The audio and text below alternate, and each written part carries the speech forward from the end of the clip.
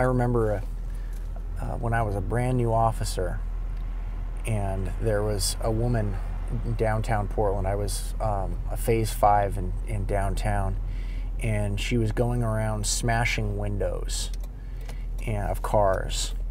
And so I knew that there was a mental health component, but I was looking first and foremost at the criminal mischief element, the criminal side of it.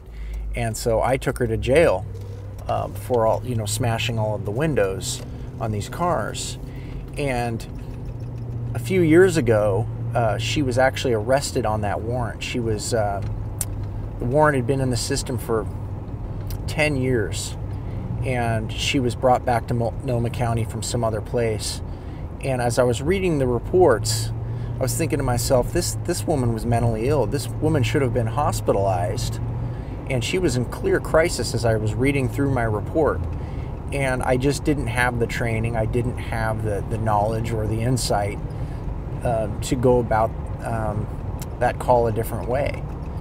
And I pointed that out to the district attorney and actually recommended, having been 10 years later, that this case be dismissed. And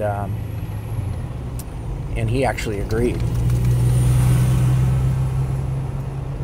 So that just, for me, that was a real sort of an eye-opening experience and a wake-up call, and how we've really, so how I've grown personally, and also, how we've changed in the criminal justice system as well. I can remember when we first started, there were far fewer officially designated mental health calls that we responded to. They were always there, but we just weren't necessarily recognizing them or trained to recognize them. It's interesting, I hear officers say there seem to be so many more mental health calls now. And I think what it is we know what we're looking at. We understand the behavior, and we didn't necessarily understand it before, not to the degree we do now.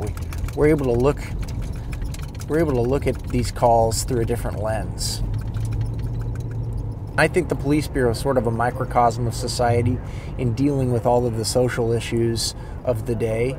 And I think that society is becoming more aware of mental illness, and there's a greater understanding and appreciation for mental health and behavioral health than there ever was before.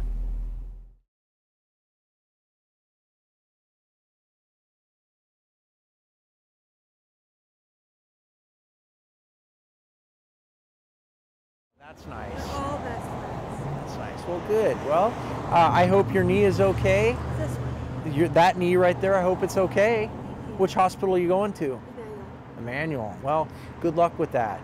And I work around here, so you'll probably see me around. Which office are you? I'm Jason Jones. Here, I'll give you a business card. You want a business card? Sure.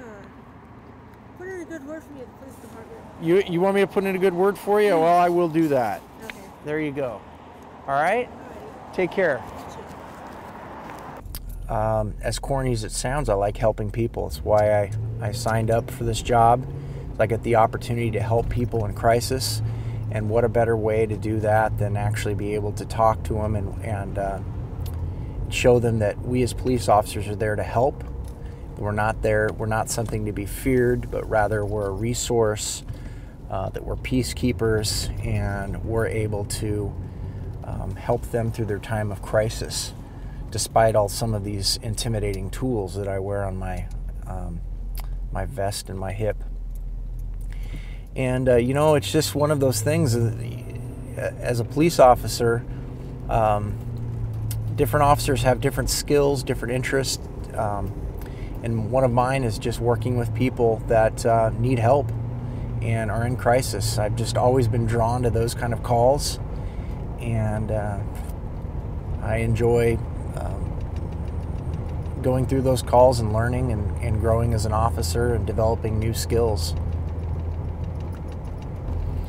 I feel very, very fortunate to get to be up here and get to be a police officer in Portland.